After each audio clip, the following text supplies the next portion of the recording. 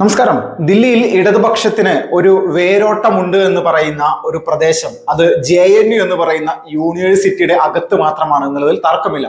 ഇത്തവണത്തെ തിരഞ്ഞെടുപ്പുമായി ബന്ധപ്പെട്ടുകൊണ്ട് അവരുടെ CPM-ന്റെയും CPI-യുടെയും എല്ലാം വോട്ടിംഗ് ശതമാനം നമ്മളൊന്ന് പരിശോധിച്ച് നോക്കിക്കഴിഞ്ഞാൽ 1% വോട്ട് പോലും നേടാനായിട്ട് ഈ രണ്ട് പ്രസ്ഥാനങ്ങൾക്ക് ഒന്നിച്ചു നിന്നിട്ട് പോലും സാധിച്ചിട്ടില്ല എന്നുള്ളതാണ് ഒരു യാഥാർത്ഥ്യം. അപ്പോൾ പൂർണ്ണമായിട്ടും ദില്ലിയിൽ ഈ പറയുന്ന സാധനം ഇല്ല എന്ന് തന്നെ വേണം നമ്മൾക്ക് പറയാൻ. അപ്പോൾ എങ്ങനെയാണ് JNU എന്ന് പറയുന്ന ഒരു യൂണിവേഴ്സിറ്റിയിൽ ഈ സംവിധാനത്തിന് കുറച്ച് സ്വാധീനമൊക്കെ ഉള്ളതെന്ന് നോക്കിക്കഴിഞ്ഞാൽ നമ്മൾക്ക് മനസ്സിലാക്കാൻ സാധിക്കും. രാജ്യത്തെ ഇടതുപക്ഷ ലിബറൽ അല്ലെങ്കിൽ ഇതുപോലെയുള്ള സംവിധാനത്തിൽ ചേർന്ന് നിന്ന് പ്രവർത്തിക്കുന്ന ആളുകൾ അവരുടെ വിദ്യാർത്ഥി പ്രസ്ഥാനമായിട്ടുള്ള SFI അടക്കമുള്ള സംഘടനകളുടെ പ്രവർത്തകരെ ഇങ്ങോട്ട് അയക്കുന്നതാണ്, അല്ലെങ്കിൽ JNU-ൽ പ്രത്യേകം എത്തിക്കുന്നതിനായിട്ടുള്ള ഒരു സംവിധാനം ഒരുക്കി JNU-ൽ അവരുടെ അധികാര സംവിധാനങ്ങൾ നിലനിർത്തുക. ഇപ്പോഴും ഒരു പ്രത്യേക സാഹചര്യത്തിലൂടെ ഈ JNU-ലെ SFI ഒക്കെ കടന്നുപോയിക്കൊണ്ടിരിക്കുകയാണ്. ഇവരെല്ലാവരും കൂടി ഇടതുപക്ഷ സംഘടനകൾ കൂടി ഐസ എന്ന് പറയുന്ന ഒരു സംവിധാനം ഉണ്ടാക്കി ABVP-യെ നേരിടുകയാണ്.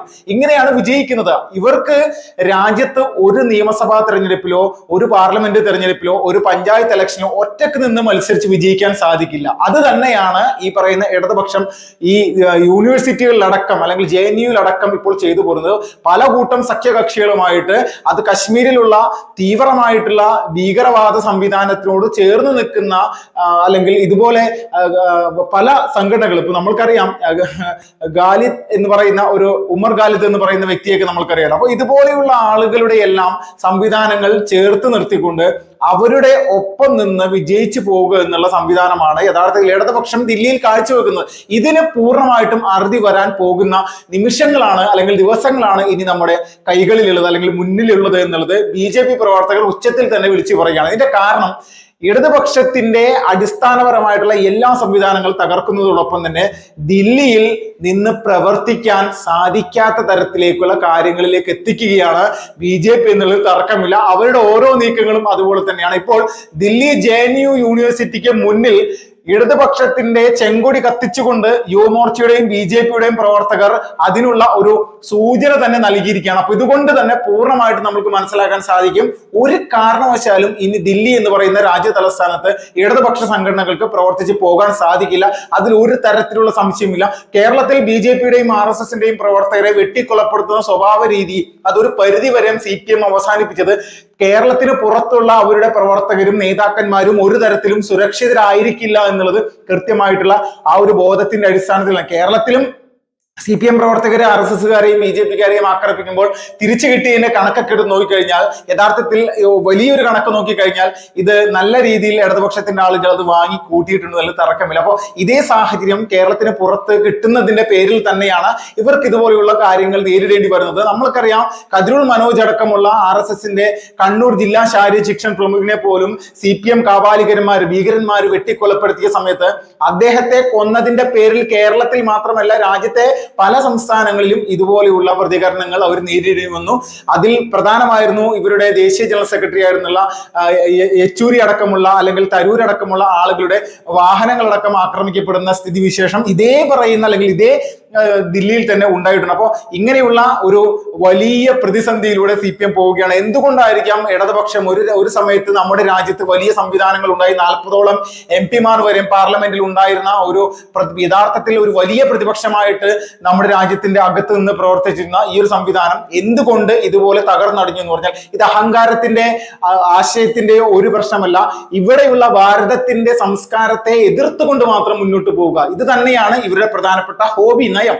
ഈ നയം ആം ആദ്മി പാർട്ടിയും അവരുടെ നേതാക്കന്മാരും പ്രവർത്തകരും ജനങ്ങളുടെ ജനവികാരത്തിനെതിരെ പ്രവർത്തിച്ച് കള്ളപ്രചരണങ്ങൾ മാത്രം നടത്തി അല്ലെങ്കിൽ എത്രത്തോളം കള്ളത്തരങ്ങൾ ജനങ്ങളുടെ മുന്നിൽ നാടകം കളിക്കാൻ പറ്റുമോ അതൊക്കെ ചെയ്തുകൊണ്ട് മുന്നോട്ട് പോയതിന്റെ പേരിൽ തന്നെയാണ് ഇങ്ങനെയൊരു വലിയ ആഘാതത്തിലേക്ക് ആം ആദ്മി പാർട്ടിയും അതോടൊപ്പം തന്നെ CPM-ഉം കോൺഗ്രസ് അടക്കമുള്ള രാഷ്ട്രീയ പ്രസ്ഥാനങ്ങൾ പോയിട്ടുള്ളത്. ഇപ്പം മറ്റൊരു പ്രധാനപ്പെട്ട കാര്യം പറയുന്നു, ആം ആദ്മി പാർട്ടിയെ ദില്ലിയിൽ പരാജയപ്പെടുത്താനുള്ള പ്രധാനപ്പെട്ട കാരണം എന്ന് പറഞ്ഞാൽ കോൺഗ്രസിന്റെ വോട്ട് പിടുത്തമാണ്. കോൺഗ്രസ് എന്ത് വോട്ട് പിടിച്ചു എന്നാണ് നമ്മൾ പറയുന്നത്? 4% വോട്ടിൽ നിന്ന് 6% വോട്ടിലേക്ക് ഉയർന്നാണോ വലിയൊരു വോട്ട് പിടുത്തം? വർഷങ്ങളോളം ദില്ലിയിൽ പരമ്പരാഗതമായിട്ട് വോട്ട് ചെയ്തിരുന്ന ദില്ലിക്കാര് ഈ കോൺഗ്രസ് എന്ന് പറയുന്ന രാഷ്ട്രീയ പ്രസ്ഥാനത്തിൽ നിന്ന് മാറി ആം ആദ്മിയിലേക്കും BJP-യിലേക്കും വന്നത് ആ പ്രസ്ഥാനത്തിലുള്ള വലിയ രീതിയിലുള്ള അഴിമതിയും കൊള്ളയും രാജ്യത്തിന് ഒരു തരത്തിലുമുള്ള സുരക്ഷാ സംവിധാനങ്ങളും ഒരുക്കാത്തതിന്റെ പേരിൽ തന്നെയാണെന്നുള്ളത് തർക്കമില്ല. അപ്പോൾ ഇതേ സാഹചര്യം അവർ തുടർന്നു പോകുന്നു. അതിന് വിപരീതമായിട്ട് വന്ന ആം ആദ്മി പാർട്ടിയും അതേ സാഹചര്യം തുടർന്നു പോകുന്നു. കള്ളത്തരങ്ങളും പൊള്ളത്തരങ്ങളും മാത്രമാണ് ഈ രാഷ്ട്രീയ പ്രസ്ഥാനത്തിൽ ഉള്ളതെന്ന് പൂർണ്ണമായിട്ടും ജനങ്ങൾക്ക് ബോധ്യപ്പെട്ടതിന്റെ പേരിലാണ് ഇങ്ങനെ ഒരു നടപടി എടുത്തത്. ഇതിന്റെ പേരിലാണ് ശക്തമായിട്ടുള്ള ഒരു തിരിച്ചുവരവ് BJP നടത്തിയത്. 27 വർഷങ്ങൾക്ക് മുന്നേ അധികാര കസേരയിൽ അല്ലെങ്കിൽ അധികാരത്തിലെത്തിയിട്ട് പിന്നെ അതിനുശേഷം ഇതുപോലെയൊരു സംവിധാനത്തിലേക്ക് BJP-ക്ക് വരാൻ സാധിച്ചത് അതിപ്പോഴാണ്. ഇത് ജനങ്ങൾ മനസ്സിലാക്കി കഴിഞ്ഞിരിക്കുന്നു. ജനങ്ങളെ സംബന്ധിച്ച് ഏറ്റവും വലിയ രീതിയിലുള്ള ഒരു യാഥാർത്ഥ്യ ബോധത്തിലേക്ക് അവർ എത്തിയിരിക്കുന്നു. 240 സീറ്റുകളിലേക്ക് BJP പാർലമെന്റിൽ ചുരുങ്ങിയപ്പോഴും ദില്ലിയിൽ 7 സീറ്റുകളുമായിട്ട് ഇത്തവണയും BJP ശക്തമായിട്ടുള്ള പൂർണ്ണമായിട്ടും ആ ഒരു സീറ്റുകൾ നേടിക്കൊണ്ടായിരുന്നു BJP. 54% വോട്ടുകൾ BJP നേടിയെടുത്തിരുന്നു. ഇത്തവണ നിയമസഭാ തെരഞ്ഞെടുപ്പ് വന്ന സമയത്ത് ആം ആദ്മി പാർട്ടിയും കോൺഗ്രസും ഒന്നിച്ചു നിന്നാൽ പോലും അവിടെ BJP-യെ തകർക്കാൻ സാധിക്കില്ലായിരുന്നു. കാരണം ഓരോ ഇലക്ഷൻ നേരിടുന്നത് ആ ഇലക്ഷനുള്ള രാഷ്ട്രീയ സാഹചര്യങ്ങൾ അല്ലെങ്കിൽ രാഷ്ട്രീയ പ്രസ്ഥാനങ്ങളുടെ സഖ്യകക്ഷികളുടെ നിലപാടുകൾ നയങ്ങളെല്ലാം ഒരു കൃത്യമായിട്ട് മനസ്സിലാക്കിയിട്ടാണ്. അപ്പോൾ ഇത് മനസ്സിലാക്കി BJP നേരത്തെ മുൻകൂട്ടി പ്രവർത്തിക്കും. ആം ആദ്മിയും കോൺഗ്രസും ഒന്നിച്ചു നിന്ന് മത്സരിച്ചാൽ ഇവർ ഒന്നിച്ചു നിന്ന് മത്സരിച്ചിട്ട് എന്തുകൊണ്ടാണ് കഴിഞ്ഞ പാർലമെന്റ് ഇലക്ഷനിൽ ദില്ലിയിൽ ഒരു സീറ്റെങ്കിലും നേടിയെടുക്കാൻ അവർക്ക് സാധിക്കാറുണ്ട്. അപ്പോൾ ജനങ്ങൾക്കറിയാം എന്താണ് ഇവിടെ നടക്കുന്നത്. അപ്പോൾ പൊള്ളത്തരങ്ങളുടെയും കള്ളത്തരങ്ങളുടെയും രാഷ്ട്രീയം ജനങ്ങളെ നിരന്തരമായിട്ട് വഞ്ചിച്ചുകൊണ്ട് അത് മുന്നോട്ട് കൊണ്ടുപോകാനായിട്ട് ഇവിടുത്തെ BJP-യുടെ പ്രവർത്തന സംവിധാനങ്ങളോട് ചേർന്ന് നിൽക്കുന്ന രാഷ്ട്രവാദികളായിട്ടുള്ള ജനങ്ങൾ അത് സമ്മതിക്കില്ല എന്നുള്ളത് തർക്കമില്ല. പിന്നെ മറ്റ് പല ആളുകളും ഇപ്പോൾ വലിയ രീതിയിലുള്ള വിഷയങ്ങൾ പറഞ്ഞ് മുന്നോട്ട് വരുന്നത്. ദില്ലിയിൽ ഞങ്ങൾക്ക് ഇനി ജീവിക്കാൻ പറ്റില്ല, BJP-ആണ് പ്രവർത്തിക്കുന്നത്, അല്ലെങ്കിൽ BJP-ആണ് ഇവിടെ അധികാരത്തിലിരിക്കുന്നത്, ഞങ്ങൾ ഇനി ഇവിടെ എങ്ങനെ ജീവിക്കും എന്നുള്ള രീതിയിലേക്കാണ് പറയുന്നത്. 2 ലക്ഷത്തോളം ബംഗ്ലാദേശികളായിട്ടുള്ള ആളുകളെ ദില്ലിയിൽ കൊണ്ടുവന്നുകൊണ്ട് അവർക്ക് വോട്ടിന് വേണ്ടിയിട്ടുള്ള കാര്യങ്ങളും ആധാർ കാർഡും റേഷൻ കാർഡും എല്ലാം ഒരുക്കി കൊടുക്കുന്നതിനായിട്ടുള്ള നടപടിക്രമങ്ങൾ ആം ആദ്മി പാർട്ടിയുടെ ഭാഗത്ത് ഉണ്ടായി എന്നുള്ളൊരു സൂചനയൊക്കെ ലഭിക്കുന്നുള്ളൂ. അപ്പോൾ ഇതിൽ നിന്ന് വ്യക്തമാണ് എന്തായിരുന്നു ഇവരുടെ നയമെന്ന്. അപ്പൊ ഇതുപോലെയുള്ള നയകലാപരിപാടികളുമായിട്ട് BJP-ക്ക് മുന്നിലേക്ക് വന്നതേ ഓർമ്മയുള്ളൂ. ഇത്തവണ ഈ പറയുന്ന അരവിന്ദ് കെജ്രിവാൾ പോലും പരാജയപ്പെടുന്നതിന് മുന്നോടിയായിട്ട് അദ്ദേഹം നിയമസഭയിലും അതോടൊപ്പം തന്നെ ഈ മദ്യ അഴിമതി കേസിൽ അകപ്പെട്ട് ജയിലിൽ നിന്ന് പുറത്തേക്ക് ഇറങ്ങിയതിനു ശേഷം പറഞ്ഞൊരു കാര്യമുണ്ട്. മോദിജി, നിങ്ങൾ ഇവിടെ എത്ര വർഷം പ്രവർത്തിച്ചാലും ആം ആദ്മി പാർട്ടിയെ തോൽപ്പിക്കാൻ പറ്റില്ല. അതിന് നിങ്ങൾ ഒരു ജന്മം ജനിക്കണം, അല്ലെങ്കിൽ രണ്ടാമതൊരു ജന്മം കൂടി ജനിച്ചു വരണം എന്നാണ് അരവിന്ദ് കെജ്രിവാൾ പറഞ്ഞത്.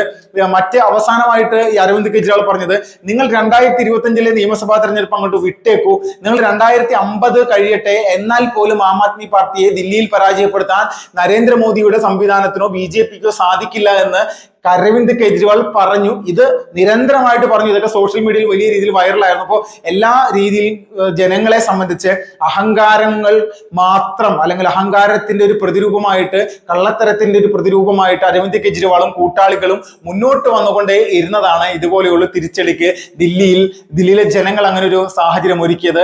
അരവിന്ദ് കെജ്രിവാളിന് കൃത്യമായിട്ട് ഇത് ദില്ലി തെരഞ്ഞെടുപ്പിന് മുന്നേ തന്നെ അറിയാമായിരുന്നു തോൽക്കുമെന്ന്. അതിന്റെ പേരിലാണ് യമുനയിൽ വലിയ രീതിയിൽ ജനങ്ങൾക്ക് കുടിക്കാൻ പറ്റാത്ത രീതിയിൽ അണുബാധ കലരുന്ന രീതിയിൽ അല്ലെങ്കിൽ വിഷം കലർത്തുന്ന തരത്തിലേക്കുള്ള കാര്യങ്ങൾ ഇപ്പോ BJP ഹരിയാന സർക്കാരിന്റെ ഭാഗത്തുണ്ടായത് എന്നുള്ള രീതിയിലേക്കുള്ള കള്ളപ്രചരണങ്ങൾ നടത്തി നമ്മുടെ നാട്ടിലുള്ള സാധാരണക്കാരുടെ ഇടയിൽ അവരുടെ ജീവനും സ്വത്തിനും സുരക്ഷയില്ലാത്ത തരത്തിലേക്ക് കേന്ദ്ര സർക്കാരും BJP-യും പ്രവർത്തിക്കുന്നു എന്നുള്ള കള്ളത്തരങ്ങൾ മാത്രം പറഞ്ഞതിന്റെ പേരിലാണ് ഇതുപോലെ ഇത്രക്ക് വലിയ രീതിയിലുള്ളൊരു തിരഞ്ഞെടുപ്പ് തോൽവി ആം ആദ്മി പാർട്ടിക്ക് നേരിടേണ്ടി വന്നു. അപ്പൊ ഇതേ സാഹചര്യം തന്നെയാണ് ഈ പറയുന്ന പല യൂണിവേഴ്സിറ്റികളിലും ഇടതുപക്ഷത്തിന് സ്വാധീനമുള്ള സ്ഥലങ്ങളിൽ ഇപ്പൊ സംഭവിക്കാൻ വന്നു. അവർ നടത്തിയ കള്ളത്തരങ്ങൾ ഇപ്പൊ JNU വർഷങ്ങളായിട്ട് നടത്തിക്കൊണ്ടിരിക്കുകയാണ്.